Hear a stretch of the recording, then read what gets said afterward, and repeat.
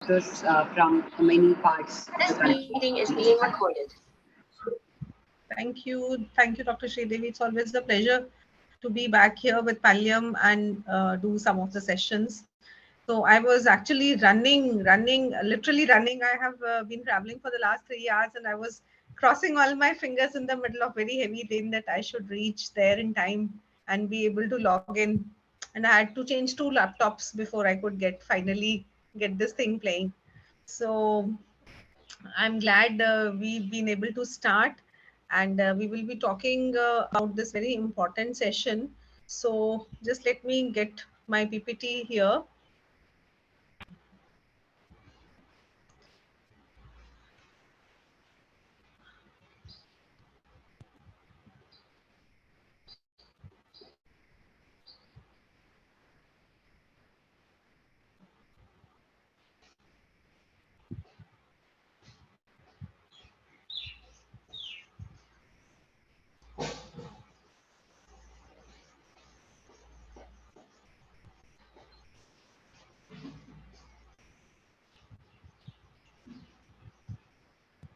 So can you see the slides, Sridevi? Yes, we can see. Hello? Yes. You can see, no? Okay, so I'll just start from here. So good evening and a warm welcome to all the participants. We shall be talking about opioid availability, why it is important, what are the barriers that we are facing, and what we can do to get opioids available in our own institutions. So I'm sure the previous sessions must have taught you about what is the burden, why it is important. It's not important only for cancer patients, but in so many NCDs also, people living with HIV, people with CHF, people with COPD, chronic kidney diseases. So many of them have pain which is not recognized. It affects their physical function, social interaction. It affects their families. It leads to existential distress, doubles the risk of suicides, and makes life difficult for the patient as well as for the family. And it remains unacknowledged throughout the world. It is undertreated, inadequately recognized, incompletely assessed, and as a result, incompletely treated, so that less than 4% patients get proper relief. And as much as 85% of pain may be because of disease, but 15% is what we cause because of treatment. And for patients coming to palliative care, pain is the most important entry point. However, there are a number of studies to show that in oncology, patients, they are not appreciated for the amount of pain that they have. Almost in 73% cases, there was one study by Grossman which shows that fellows fail to appreciate severity in almost 73% patients. And however, you may have data, but no data can ever show you the amount of personal and family tragedy that each case represents. There were another Savita, study. we are still on the not in the presentation mode. Still on the. Is it better now? Yeah. Is that okay? Yeah. No. Okay. So there was another study in 2012-13 which surveyed 1,600 patients and found that though 88% had pain, 67% patients did not get any analgesics or they were given inadequate medication. In palliative care, we are all taught that pain relief is now a fundamental human right. And just as a person is tortured by the police to get a confession, and the pain is caused to get that confession. Similarly, for a patient who is having pain, there is no difference in the pain which is caused by the disease or that which is caused by torture. So that if we have the means of pain relief and we are not making them accessible for the patients, it is just as bad as torturing a person. 6 countries of the world, of the developed world, Australia, Britain, Canada, France, USA, and Germany, they consume 80% of the legal morphine which is produced, whereas the the developing countries which have almost 80% of the patients and the population needing pain, they are able to get only 6%.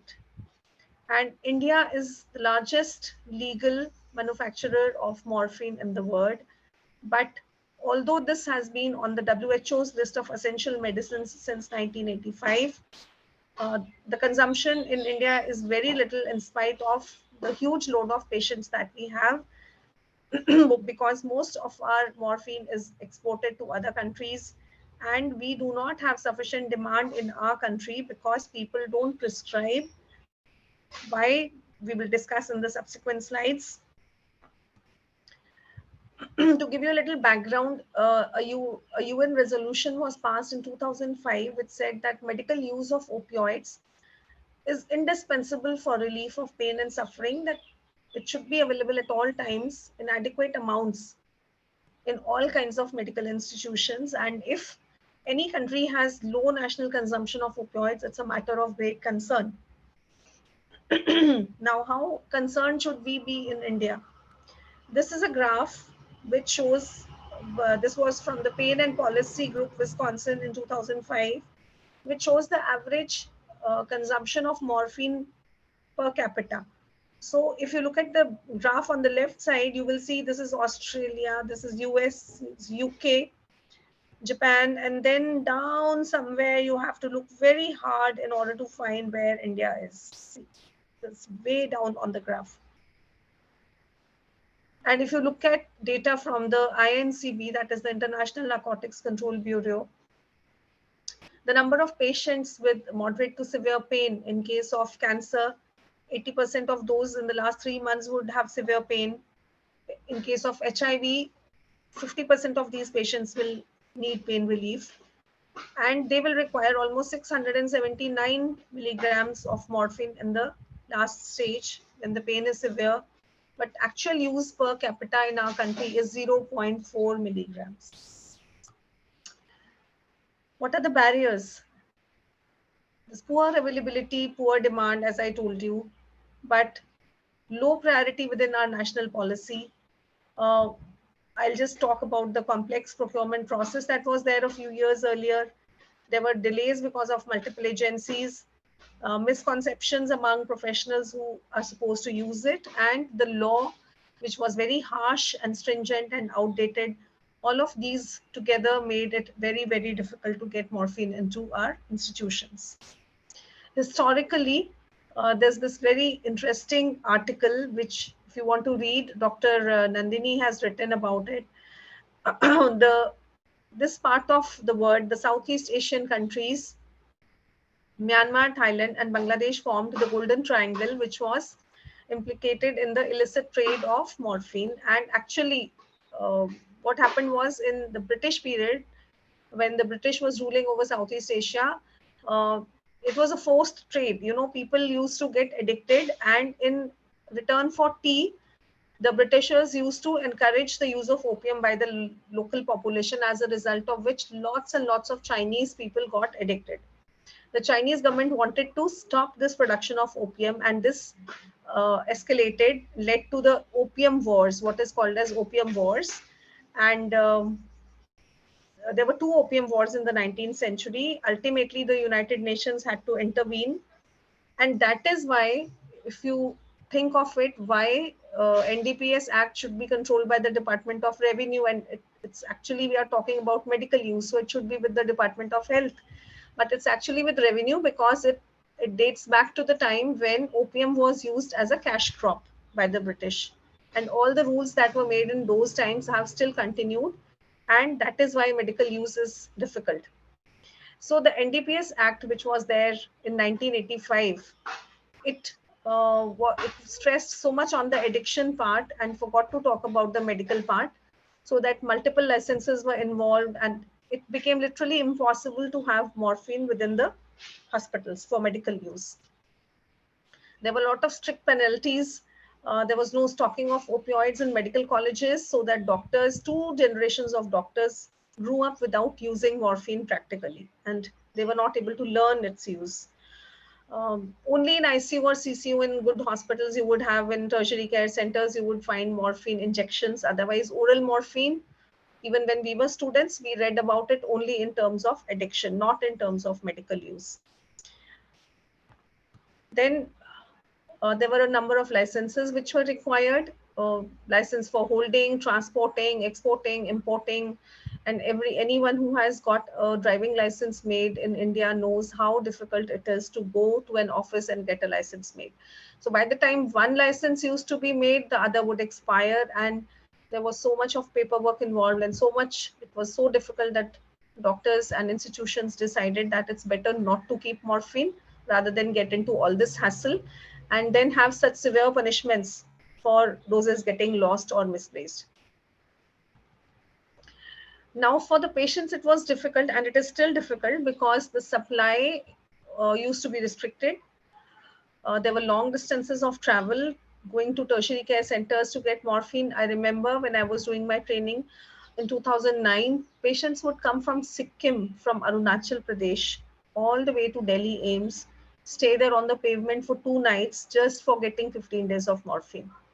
So the patient would lose his work, and the attendant who was coming with the patient would lose his daily wages if they were working. Very difficult for sick patients to travel in pain. And the OPDs were so full, doctors were so busy. If they would make a little mistake in the prescription, the patient would stand for hours in the line, and then they would be sent back to get the prescription all over again. So it's very difficult practically. Then what about the cost? Anyone who has worked in a cancer hospital would know that oral morphine is very difficult to find, but at the same time, fentanyl, tramadol, Alpracet, these are the drugs which are available. Look at the cost. Just look at this table that I have put up here. If you look at tramadol, per day cost comes to rupees 16. Fentanyl comes to 112, and morphine comes to rupees 5. So it's not a very expensive drug. In fact, it's a very cheap drug. But it's difficult to obtain because pharma companies are not there for charity. They are there to make profit. And if they do not find profit in the sale of morphine, they're not interested in producing or supplying. But we must remember, it is our ethical duty when we work in hospitals to ensure that normal release oral morphine should be available in all institutions before we go in for purchase of more expensive formulations like tramadol or fentanyl. Because please do remember that the rules are the same for fentanyl and for oral morphine. There is no reason why fentanyl can be available and morphine is not there. There are a number of professional myths also, which I'm sure we are all familiar with. We feel that it is to be used only when the patient is in the terminal stage. It may hasten death, cause respiratory depression, lots of side effects, and the fear of addiction is always there in the back of our minds. But we must remember that it rarely occurs. Addiction rarely occurs in patients who are being given morphine for medical purposes. And there are lots of studies to prove this safety. There was a study with almost 12,000 patients, which was done in AIMS, and they found only 2 patients who had some irregularity in their use, but no cases of addiction. Another study was there with 1,723 patients in Kozhikode, published in the Lancet, and also they also did not find any cases of diversion. After a lot of effort by doctors, by the civil society, and by the Indian Association of Pallium, the Pallium India, Indian Association of Palliative Care, lots of people came together and worked for modification of the NDPS Act to make it simpler for patients to access morphine. Finally, in 2015, the change came, and it was accepted that the use of opioids is very important for pain relief, and we need to balance uh, the work for addiction with medical use of opioids also. And it also gave us a uniform and simple procedure for procurement of opioids across the whole of India. It has simplified the procedure for stocking and dispensing, removed a number of bureaucratic hurdles. Now, under this modification, we have a list of essential narcotic drugs. These are 6 drugs. I'll just come to it a minute later. And earlier, the rules were different for different states, but now we have uniform rules across the country for all the states. Sometimes there may be practical issues which you face because the drug controller office of your state may not be aware of the changes. So we need to work to make them aware, but you must go convinced that there is a uniform law now for all the states in India. This allows stocking and dispensing of essential narcotic drugs in any institute for a period of 3 years. And the state drug controller is the only person who has been authorized to recognize any institution for stocking of opioids. Other agencies are not required.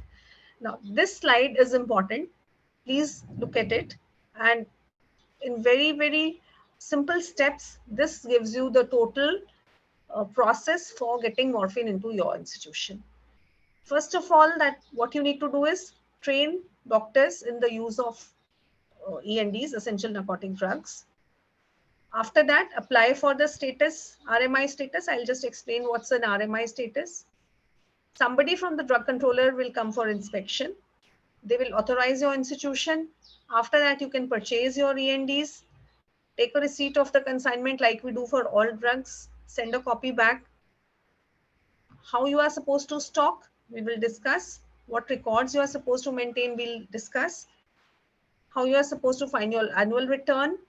And then after 3 years, you can apply for renewal of the RMI status. This is in short, a summary of how you get RMI status and how you get opioids into your institution. Now we will take them one by one. What are the definitions of the rules?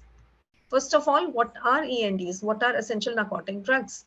So these are medicines which are controlled by NDPS Act and identified by the notified list of the Drug Controller General of India. 6 drugs are there for us. If you go to the West, there are a number of opioids which are available, but for India at present, ENDs, there are 6 ENDs: morphine, methadone, codeine, hydrocodone, oxycodone, and fentanyl. Who is a registered medical practitioner? Any person who is registered as a medical practitioner under the Indian Medical Council Act or the Dentist Act. So that includes MBBS and BDS both, and who has undergone training in the use of ENDs. What is a recognized medical institution? RMI, what we call in short, any hospital, dispensary, clinic, or institution which is looking after patients, diagnosis, treatment, or care of illness, whether it is maintained by the government, state government, central government, municipal corporation, Zilla Parishad, Panchayat, or any NGO. These are RMIs. They can stock and dispense morphine or opioids for scientific purposes. All the government hospitals as a result are automatically deemed RMIs, provided they have people who are trained in the use of ENDs. So according to this rule, any health facility, any healthcare facility can store, purchase and dispense oral morphine once it conforms to the rules. You need to have an officer in charge who is going to be formally in charge of all the documents. You must have a facility for safe storage of the drugs. Just like we have a store and a pharmacy for other drugs, there is nothing special except that it has to be in a locked cupboard in a room which can be locked, which we call as a double locked. It does not mean having a double lock like we have in the locker in a bank. A person, one place having 2 locks and 2 keys. It doesn't mean that. It just means a locked cupboard in a locked room. So a register of the opioid consumption is maintained in form 3DE, 3E. Now, if you'll be thinking what is 3D, 3E, I have given a list of all these documents and these are also available on the net. After the lecture, I'll send them again. They are there with Pallium. So please, if you need them, please see all the documents which you will require. There is a whole list of documents. Any prescription that you write should be in capital, signed by the doctor who is writing with the registration number. Complete details of the patient have to be given. Each quantity of the drug, like if you are giving tablet morphine, you have to write how many tablets. If you are also giving fentanyl patches, you have to write how many fentanyl patches. The daily dose, and all the prescriptions, all the records pertaining to opioids have to be maintained for a period of 2 years minimum. First of all, get a doctor or a dentist in your institution trained. After that, we have to send an application to the state drug controller. This application has to be sent by the MS or the person who is in charge of the institution. We have to send details of the doctor who has done the training, copy of the degree, MCI registration, his certificate of training. Then 3F form has to be filled in. 3J has to be filled, which gives the annual estimate of your requirement of ENDs. Now, if you think how to calculate, if you're working in a smaller hospital, you require less opioids. If you're in a bigger hospital, you may require 20,000 tablets annually. There is a particular formula for calculating how many ENDs are required. We can look at that and we can calculate according to the number of our patients, how much ENDs we are going to need. Along with this, a self-addressed and stamped envelope of rupees 27 has to be sent. Now, don't ask me why 27. It is just 27. Then third step, somebody from the drug controller office will come and inspect the clinic. And after they are satisfied with your hospital, they will authorize it as RMI after sending a letter of recognition. This should not take more than 2 months, not more than 60 days. And they will allow you a certain quantity of essential narcotic drugs for 1 year, maybe 5,000 tablets, 10,000 tablets, 60 injections. But if they do not agree to your RMI status, if there is any reason why they are not going to allow you, they have to give a reason within 2 months of your receipt of application. After that, after you have been recognized, you can order your purchase of opioids from pharmaceutical agencies. This list of pharmaceutical agencies should be available with the state drug controller. It should be available on their website also. Once you have ordered, they will send the consignment.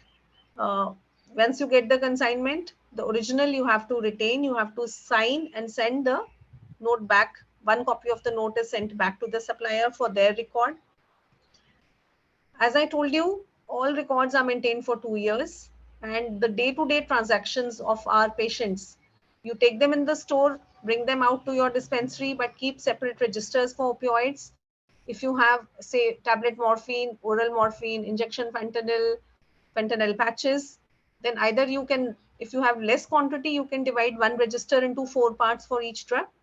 But if you have a bigger quantity, it's a bigger hospital, then you can even have a separate register for each of these drugs. You have to maintain a separate record for every patient to whom the ENDs are given. And once you have finished your stock, then you have to send a return. You have to file a return at the end of 31st March, that is at the end of the calendar year. That's also a proper format. 3I is there, which we have to send to the controller of drugs every year. Now, if you're wondering, is there a upper quantity to how much drugs we can have? No, there is no upper quantity. But supposing you have taken permission for 5,000 and then you realize that by December your quota is over and you need more drugs, then you can send a renewal application also. You have to keep all these opioids in a safe place, cupboard, a locked cupboard. There has to be a doctor who is in charge, and day-to-day entries may be made by any nurse, any pharmacist, any person who is available, I mean any trained person. But at the end of the day, all the entries have to be countersigned by the doctor who is in charge. And this should tally with your stock. And this is again nothing new. This is what we do in for all our drugs. We have to keep proper records. And are you allowed to keep a small quantity in your clinic? If you are running a private clinic, then can you keep a small quantity of opioids with you? Yes, you can. Any RMP may hold a small stock of opioids for emergency purposes in their own practice without any special authorization, only after training. How much can be there? For morphine, not more than 500 milligrams, not more than 2 transdermal patches of 12.5 micrograms. Codeine, we're not using much, but if you have, not more than 2000 mg. And oxy and hydrocodone, we are still not using very much in India. If you require more than the stock you have, you can apply with Form 3B and receive special permission for a period of up to 3 years. As I told you, you can repeat your order of purchase if your stock is over. By 31st August of the calendar year, you can send a revised estimate. Now, I'm sure you might be finding this very difficult to get into your mind all at once, but you will be getting this PPT, and I have put the names of all these forms here for your easy reference once you start to actually work on the ground for these things. This is a picture of how the register should look like, how we make the entries in our stock registers, how we issue to our patients. You can keep it for your reference. Then what to do, what are some do's and don'ts of stocking opioids? Please always purchase your stock from authorized chemists or dealers. Retailers are also supposed to have an opioid license. Not every chemist can stock opioids. So there are only approved, registered practitioners, chemists who can keep it. The list of dealers should be there with the state narcotic commissioner. If it is not there in your state, please ask Pallium to help you. Please look at the IAPC website. The approved drugs which are approved by the government of India, companies are listed. We also have some of the retailers who are nearby in your states. You can make use of those lists. And ENDs cannot be transferred from one patient to another. They cannot be transferred from one institution to another. So if your hospital feels that you have, by the end of the year, you have short expiry drugs, say 500 tablets of morphine are left, and you want to send it to your regional cancer center, you have to take prior permission from the state drug controller. They can allow, but in case you don't have enough time, you don't have the paperwork in place, then don't do it. Ask them to send patients to you instead. What happens if a patient dies and the opioids are left at home? You can take them back and put them back in your store as fresh receipts. Please always tell the family that if the patient dies, don't bury, don't burn these medicines. They are very, very precious. Bring them back to the hospital and some other patient will be able to use them. Then, if you need to destroy any stock, supposing your medicine has not been used and it is expired, then what to do? You can write to the state drug controller. They will send a representative, and these have to be destroyed in their presence. You cannot do it without presence of a person from the narcotics commissioner.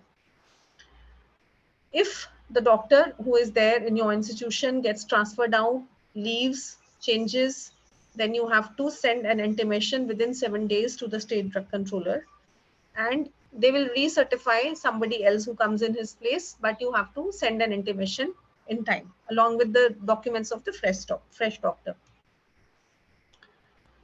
Then this is the process of how to renew your RMI status.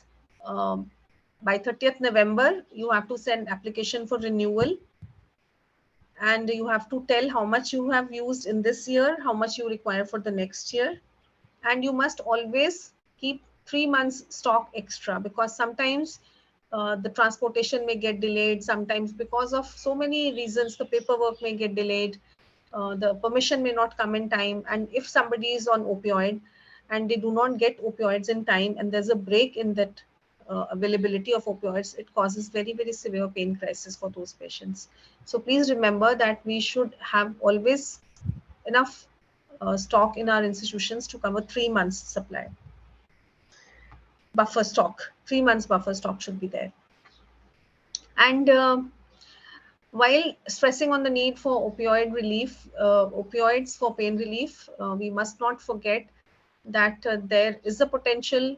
In America, there has been a huge epidemic of misuse of opioids, use of opioids in non-malignant conditions for chronic pain. Pharma companies have pushed sales there, but we must remember that the principle of balance must always be there at the back of our mind when we are talking about opioids or about any drug for that matter. And there is this paper published from AIMS which talks about the circle of safety while using opioids. It says that first of all, you must have win the trust of your patient and family, make them aware of how to use these drugs properly, train your staff, train your doctors, make them responsible, make one person responsible for the follow-up of the patient, whether it is on telephone, whether it is through home visits, ensure the availability, unbroken availability of opioids, make people aware, educate the society at large, make sure that the dispensing is done safely, patient is under supervision, and we may not get total pain relief, but patient should be able to have a decent, reasonable quality of life when we are giving them opioids. We should give the minimum amount of opioids which are required for the minimum amount of time for a decent quality of life. But choose your patients very carefully. Do remember to assess properly, think whether this pain is opioid sensitive. Are there psychological contributors? Are there psychosocial or emotional or spiritual issues which are causing pain? Because this pain is not going to respond to opioids. You must have learned that there are many pains which do not respond to opioids, like muscle spasms. Then, how to follow up the patient? We must have a system for follow up in our institutions. Before starting any patient on opioids, explain all the risks and benefits. Tell them that they may not have 100% relief. Opioid therapy should always be discontinued if meaningful relief is not there. Then titration is always important, and we must always start with immediate release preparations. We do not start with transdermal or slow release products. Then titrate, look at the side effects, see the lowest effective dosage, and optimize other methods of pain relief like massage, physiotherapy, TENS. All these things are very, very useful. We must always utilize them at every step of the WHO ladder, as you know. Then for chronic non-malignant pain, these are actually the patients that we need to look at very carefully when we are talking about opioids. Because see, if you talk about cancer patient, the patient needs pain in the terminal stage, he's there and then he goes away. So that may not cause so much of a problem as patients with say HIV and neuropathic pain, for whom you may need drugs for years and years. How to select those patients? They are the ones which need more care. But never abandon a patient also who is having pain. Just the idea is that we should give it carefully and then keep them in follow up. Always check whether the patient is adhering properly to whatever has been advised. Why, if the pain relief is not there, then is he taking the drugs as you have told? Is he missing out? Then double check any reports of stolen or lost medication. You may require pill counts. Ask the family to bring empty strips of the drug. Always check. Then, but at the same time, we should not be scared of using opioids, because strong opioids are there to be used for our patients. They're not just to be withheld. And after all these years, there are some drugs which have been used for hundreds of years and are still effective. Aspirin, chloroquine, quinine, morphine. So morphine is still safe, effective, cheap, and still remains the gold standard of pain relief all over the world, especially in developing countries because of the cost factor. Though the law has changed in India, but opioid availability is still very, very poor, especially in rural peripheral areas. And we need to work very hard to make people aware. Uh, Make sure that they are aware of the laws, have workshops with the state drug controllers, and still people are not aware, law agencies are not aware, so punishment still continues to be disproportionate for the error which is there sometimes inadvertently.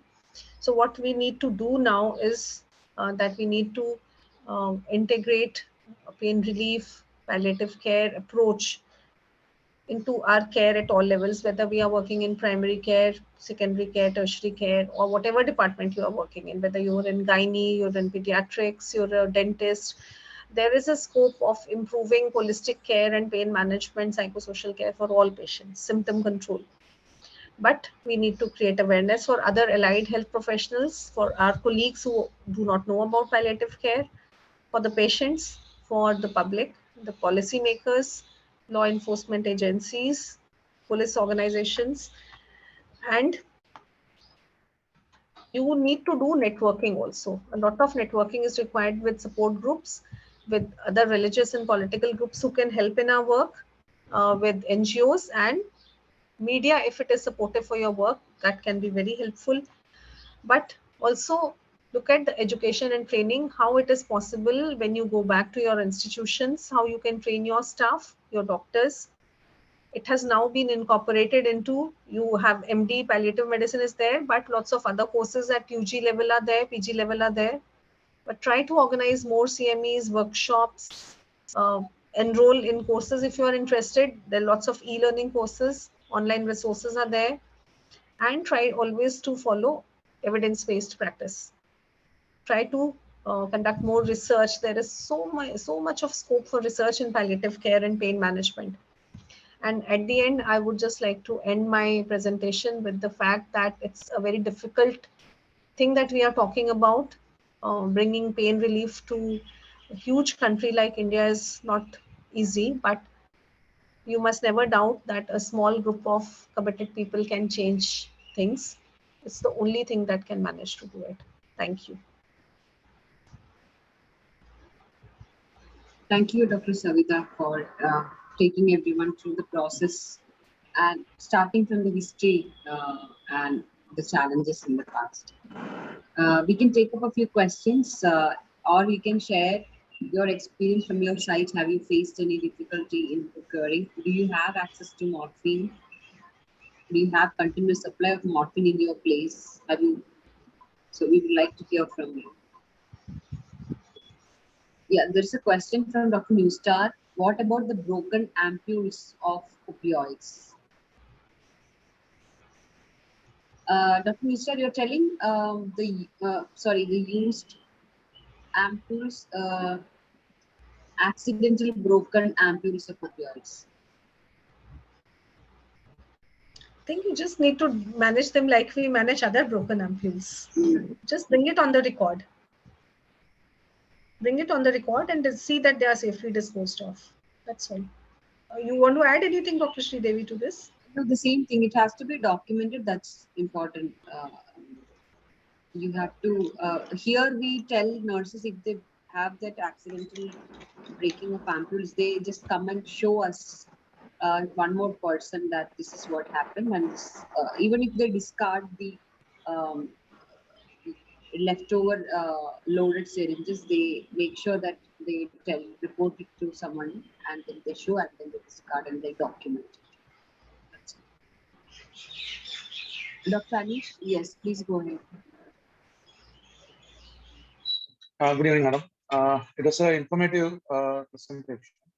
I just had two doubts. One is that many places, like hospitals, they are using ampules, and this accidental breaking is possible. So we sometimes take that sticker on the ampule and store it if they accidentally break it. Is that enough? That is one question. Another one is that in many instances, many hospitals have worked. Some places there were issues like some people around the operation theater or the ICU, they steal the morphine which is loaded and they misuse it. Such instances has happened. So is there, what can we do in such cases when they steal the morphine? And sometimes the whole ampule goes missing. Sometimes the loaded syringe goes missing. So what can we do about that? Okay, so I would like to tell the participants that the question is about injectables. When we talk of addiction, most of the cases would be IV addiction. Oral tablets of opioids do not cause addiction because the absorption into the blood is low. It does not give you that kick of excitement, so it does not lead to addiction. That is one reason we always talk about long-term use with oral opioids and not injectables.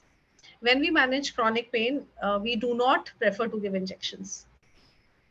A person coming to the ICU for the first time in a pain crisis, you may want to titrate one ampule, give him then, and after that switch over to oral. So that takes care of the question of long-term misuse of oral opioids.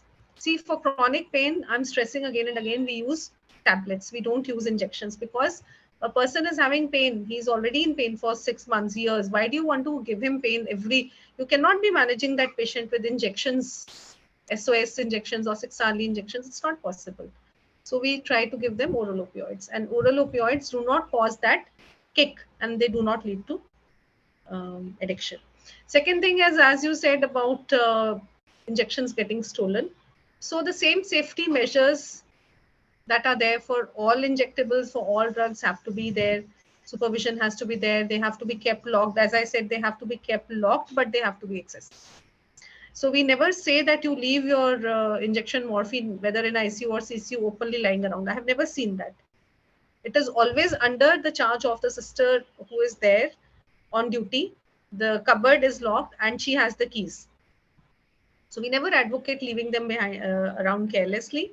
But there were two things about your question. One is how to store them, and second thing is about opioid and addiction. So I think I have clarified both.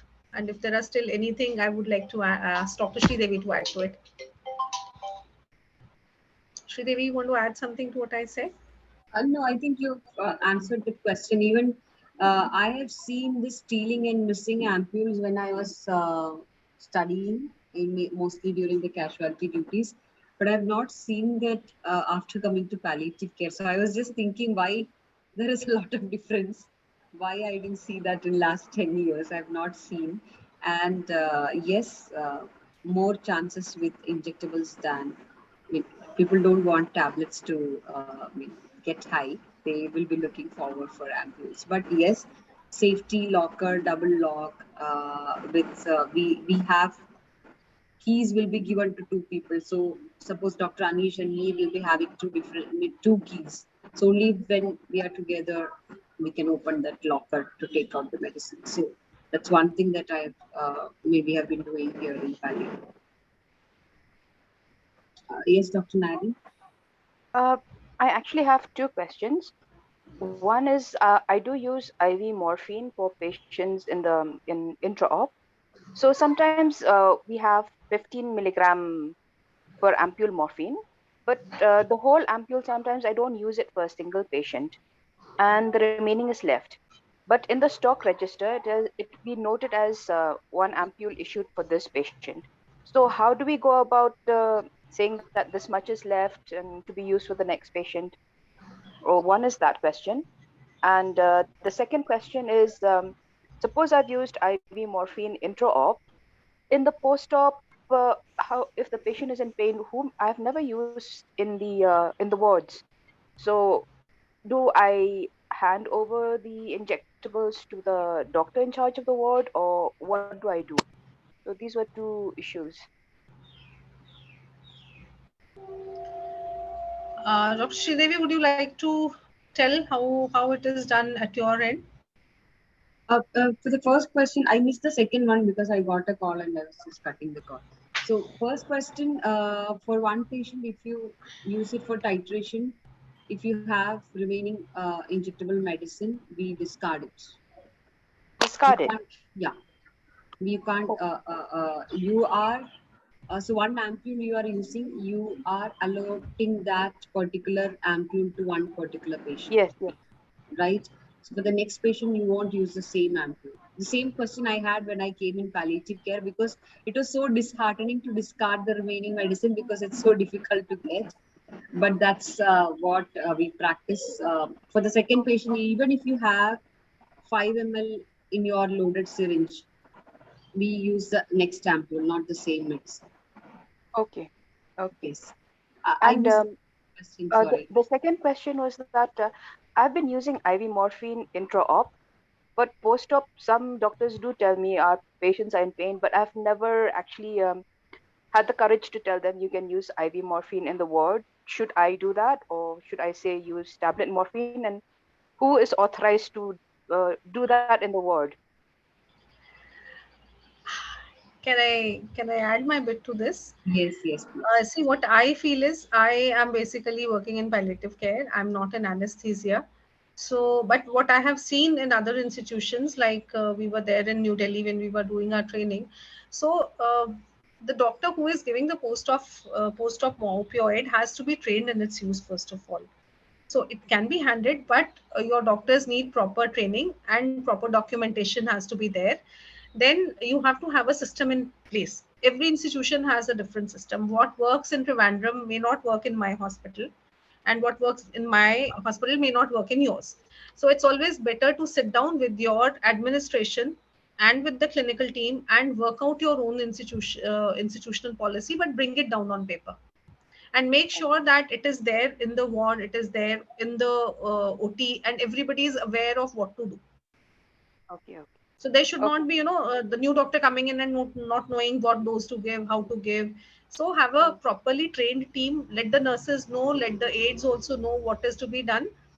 Put them up on all the visible places in the doctor's duty rooms, in the OT, in the ward, and then have drills, have SOPs put up, have drills. Let them practice that what will happen if a patient is getting this, what will happen if this happens. Somebody has to monitor when they are giving, somebody has to sit there and monitor the pulse, BP, oxygen saturation, everything when post-op IV is being used, morphine. So every hospital has to work out. So it's a good idea if you think it is required. I think post-op analgesia is very important and highly neglected. So it's good to start using, but get the Yes. help of your senior administration and clinical team, and then work out how it works best for you. Okay, thank you. Yeah, I have the same opinion. I have personally used intravenous opioids for post-operative pain. We give it intravenous infusion for first 2 days, and then gradually converting it to oral, and then stop before the discharge. But as Dr. Savita said, it is good to have an SOP in place so that there is no confusion when you go and then the new doctor comes. They don't know how to titrate, Mm-mm-mm. because one small mistake can ruin the whole scenario. So even for IV trial, it's good to have some SOPs in place. So even if I am new, I know what to follow. It's clearly written, so there is no confusion. But if it gives a very good result when you give intravenous opioid post-operatively. But as far as respiratory depression is concerned, and the care, IV titration in post-op cases is different from what we are talking about. Palliative care profile of patients is different, and your post-op is totally different. So we have to look at respiratory depression in those cases. Naloxone Yes. has to be there. Yes, very true. And the place where I've been giving the intravenous infusions, where the surgeons knew the importance of post-op pain control, and they refer immediately. They introduce the team to the patient before the surgery, so that conversation was very important, and the patients feel assured that my pain will be taken care of after the surgery.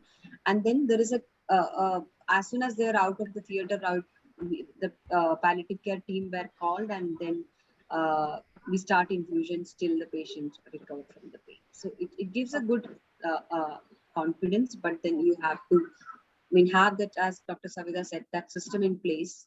But somewhere you have to start, and yeah. Okay, thank you so much. Dr. Sanchia, please. Ma'am, a small little learning which I have experienced. See, what Dr. Nari is supposedly trying to say is, we have patients who are in palliative surgery. So for them, we use morphine. And when you see the evidence based, you see the papers, their post-op pain score is very good. Now, whatever we have used in OT, we have used in OT. What is remaining, we use up for the same patient post-op. We actually call the SR in charge. So supposing there is a person coming on night duty, the same drug is diluted and loaded and handed over to that person for the use of that patient. And morning, that person has to give charge back to whoever the SR morning is, as to how the night went and how whether they used it up or not. And then it is discarded, and then we shift to remifentanil or fentanyl. So this is what we do. and it is one of the SOPs we have in place. That part. Ma'am, I had a separate question. It's regarding this tablets which are there with the patient. Supposing the family does not come back with the tablets, then what do you do? Because in Delhi, we have a lot of people who are absconding. It's not that they are going to use the drug because it does not cause them any relief. So, it was mentioned that you can reuse it for another patient. Actually, the discarded drugs which come back, we do not use it. Because we do not know whether it's the same drug, or whether it has been licked by the patient, or whether there is any other kind of poor storage. We've got places where we cannot predict the other people who are coming in touch with the medication, so we tend to discard it only. That is what happens in Kidwai and other places. So, ma'am, from when has this practice happened that you ask for the drugs back? And in case they don't give it back, then what to do? And you said that we can reuse it. I mean, is there any evidence that these drugs can be reused? Because nowadays it is recycle, but actually, is there any study or any? How are we practicing it? Sorry to be asking that, but No, I that's just want to fine. know. See, two things are there in your question. One is, how do we make sure that they give it back? We cannot make sure. We can only Yeah. encourage them to give it back. So once it is issued, it is issued. If they don't bring it back, we can't do anything. But if they can bring it back, then since it is a very, very precious resource, people don't get morphine. That is why legally it is allowed to take that unused drug. Unused means unopened.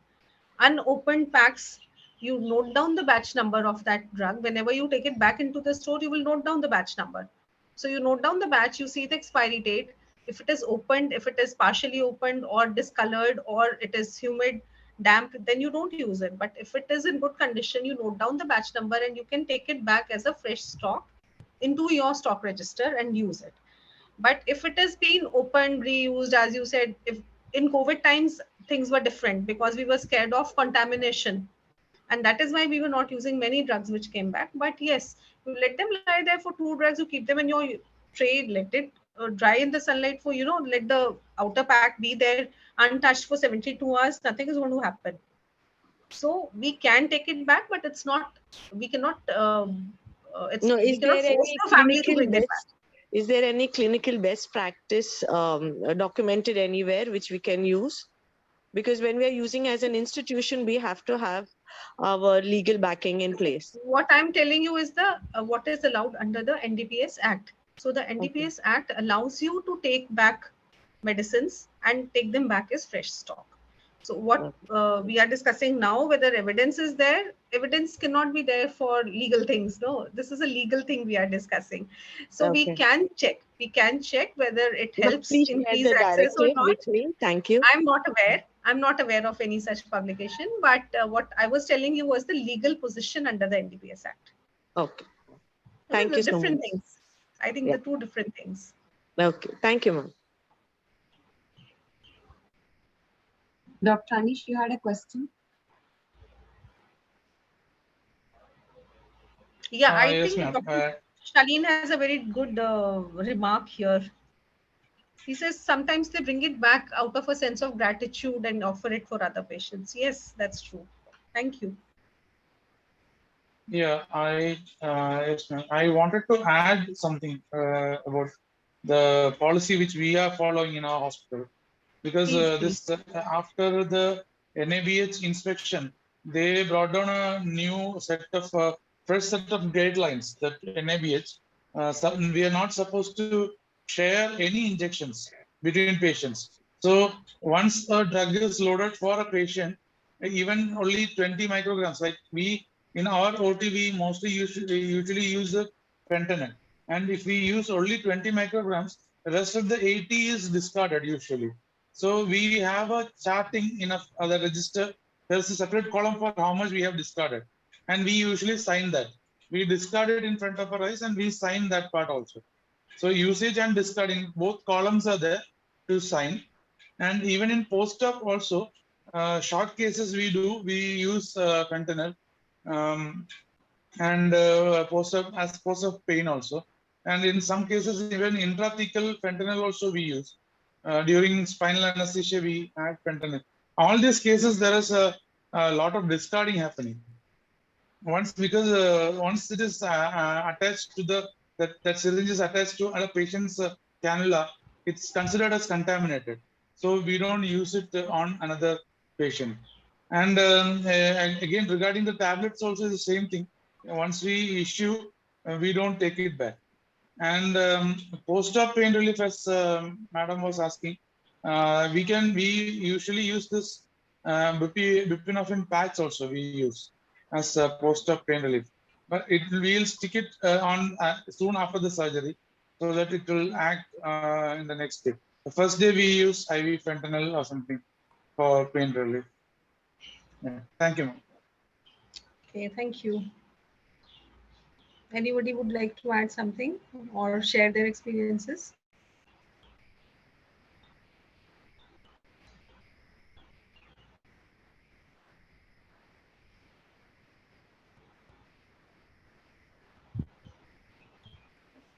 Are there any more questions in terms of availability also? You have already met the state facilitation team in one session. So if any of you are finding difficulty in procuring morphine or the procedures to procure morphine, just feel free to contact us and they'll be able to help you with the procedure to get morphine in your institute.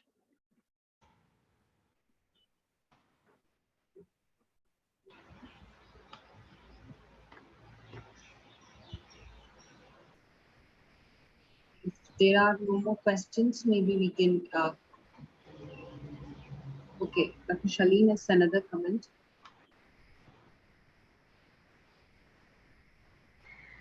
I wonder why colleagues prescribe other mixed formulations. I don't know what to make of this. Shaleen, actually, people are, see, pain management is not a part of our undergraduate syllabus. So although there's a heavy load, people are not aware practically of how to use the WHO ladder, how to titrate the drugs, what is the best practice for what drug. So I think that is why we were talking about it, the need to teach others. When you learn something, it's very good to teach your colleagues through case discussions. You would be having clinical meetings in your hospitals. So do that, teach your staff, teach your juniors, and the change will come slowly.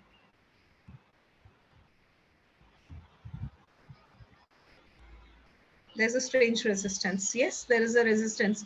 Nobody likes to acknowledge that they don't know something. The strongest resistance comes from senior doctors themselves. Very difficult to acknowledge that there's still something you need to know.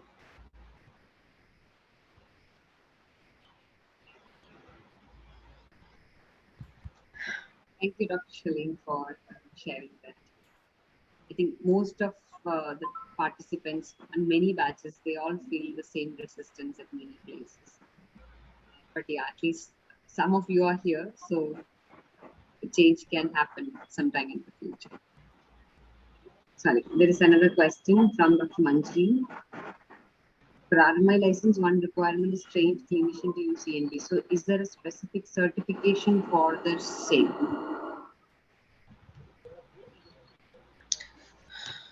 Would you like to tell Dr. Sridevi about this? I think the whatever training, training in pain management is one thing that there is. I am not aware of any other certification to get an RMI license, but this person needs to be trained in pain management at least for a few days. In Kerala, this online training is accepted as accepted for getting an RMI license. That's not the same with other states, but you should be able to attend in-person training for 10 days. Then, along with the other documents, that certificate completion is one thing that you can. So there is no other separate certificate as per my understanding. Dr. Savita? Yeah, so many of the state governments are training their doctors for 3 days because they cannot afford to send them for a longer time. But practically, people in IAPC and Pallium and people who are in palliative care prefer that at least 10 days training, practical training has to be there, because less than 10 days you cannot learn the basics. So whatever certificate you get at the end of your state government training or e-learning, that's good enough for now. Maybe there will be a change, maybe there will be a gazette notification saying what are the particular days of theory, how many days of practical training. Till then, this will do.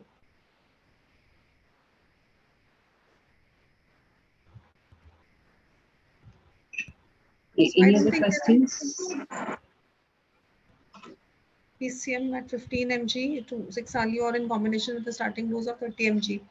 In divided doses at step 2 works very well, which we add others. So I think this is interesting, but beyond the scope of this particular lecture. So Shaleen, I think you could discuss this separately with Dr. Sridevi or one of the faculty from Pallium, and they'll be able to explain this. Yeah, we have one more session, but that's specifically on methadone. But yes, we can take a few questions there. Maybe have a little session for clarifying doubts for whatever they need to. Yeah, tomorrow is, I mean, next is the last session along with Yeah. one and other queries that will be answered. So somebody is asking, can we give morphine after attending this course, Dr. Sridevi? I think even before attending the course, you should be able to prescribe morphine. And this was specifically the training she mentioned specifically for getting the RMI license in place. Prescribing morphine is as soon as you finish your MBBS, you should be able to prescribe morphine. But you should make sure that they won't get it from any pharmacy. So you need to send them somewhere to get the medicine, but otherwise you can prescribe morphine. The licensing is for to become a separate RMI institute, your own clinic. That's all. RMI, if you are asking about RMI, yes, after this course, if you are in Kerala, yes, the certificate, with the certificate, you can apply for an RMI status. Or it has to be, in some states, they make it in-person training. So, thank you, Dr. Savita, for clarifying all the questions and taking through the procedure really well. Sorry, there's one more hand I can see. Dr. Aisha. Aisha. Yes. Yeah. Madam, it was a very informative session. Thank you. I had a question. Like, if we have Dr. Aisha, we can't hear you. to Maybe you can register, like, if you start a process for an RMI license, how long would it take? Roughly, how long would it take for the whole process to get? It varies, Dr. Aisha. It varies from state to How long state. would the whole process take? It varies. In states which are familiar with the process, where your drug controller knows the whole thing and he's oriented, it would take, say, around 4 months. That's the earliest I can expect. But in places like Punjab, where there is so much of addiction and people are not aware of pain management, then they jump 6 feet in the air once you mention morphine. So it may take up to a year. I can't hear you. Dr. Aisha, I think your connectivity is poor. I guess you are from Kerala, right? So it shouldn't be a problem. I think she's unable to hear. I just sent a message in the WhatsApp group. So, yeah. Dr. Aisha, can you hear us now?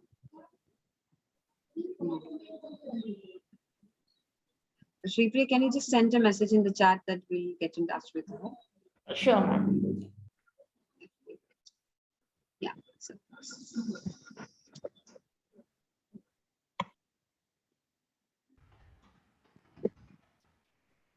Dr. Anish?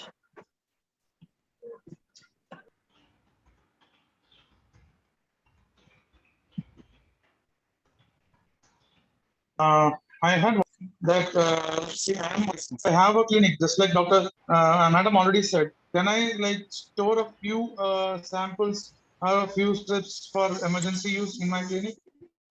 I mean, collect it from the hospital and keep. You can keep them, but keep them only if you are very sure of how to use them. Once you feel confident enough to use, only then you should keep. Otherwise, let him get it from the chemist only.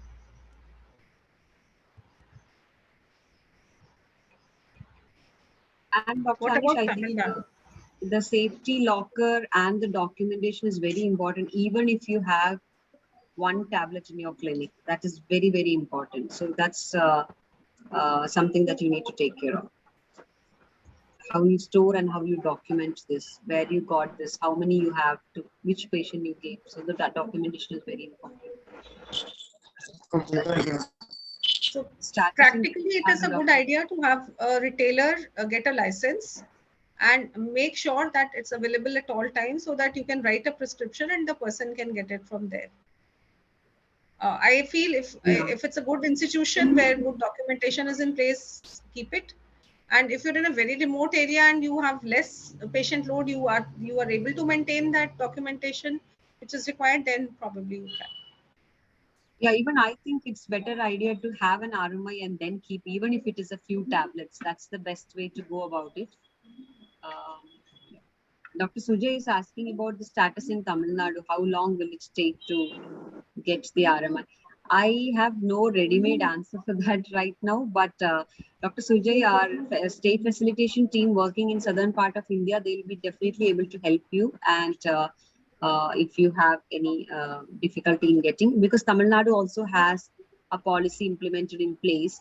So I don't think that will be an issue in Tamil Nadu. And if you have anything, they'll be able to help you.